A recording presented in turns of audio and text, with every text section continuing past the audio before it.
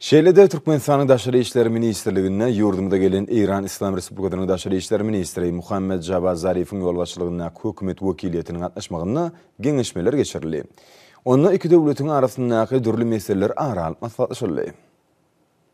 Gepleşikliň başyna taraplar syýasy diplomatik ugur boýunça şeýlede söwda, ykdysady we medeni insanperwer ulgamlardaky Türkmen-Eýran gatnaşyklar bilen bagly meseleleň giňermine aralyp maslahatlaşdylar.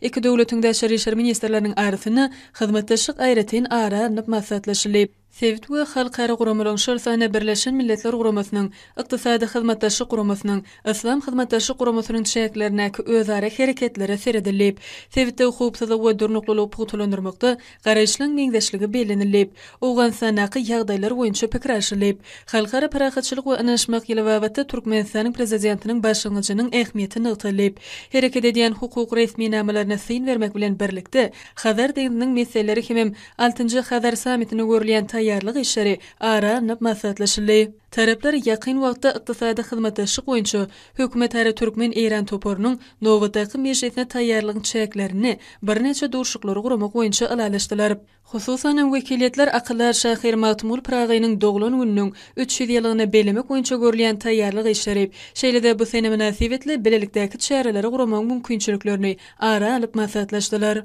Gepleşikler netijesi boýunça iki döwletiň daşary işler ministrleri Türkmenistanyň daşary işler ministrligi bilen Eýran İslam Respublikasynyň daşary işler ministrleriniň arasyny 2021-2022 ýyllar üçin hyzmatdaşlyk etmek maksatnamasyna gol çekdiler. Şeýlede Ýaponiýanyň hem ýurdumyň daşary işler ministrlikleriniň arasyny video ara gatnaşygy arkaly Türkmen-Ýapon syýasy geňeşmeleri geçirilip, gepleşikliň barşyna taraplar syýasy diplomatik şeýlede söwda, ykdysady we medeni insanperwer ulgamlarda Türkmen-Ýapon gatnaşyklarynyň oňuýun ösüş tepkini kanagatlanma bilen belediler.